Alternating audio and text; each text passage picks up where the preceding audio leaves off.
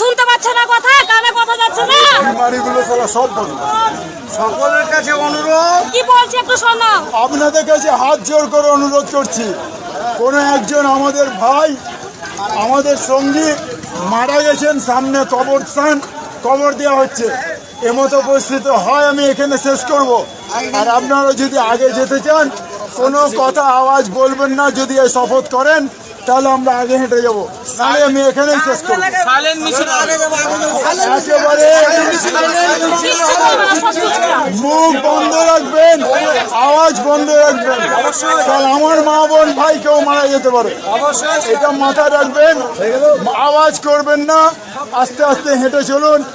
আপনাদের কাছে ক্ষমা চাইছি, অনুরোধ করছি, হাত জোর করে বলছি, কেউ আওয়াজ করবেন না। আবার আমরা মাঠে যাই, মাঠের কাছে কালী মন্দিরের কাছে গিয়ে আবার আমরা যেরকম আনন্দ করার করবো। আবার চুপ,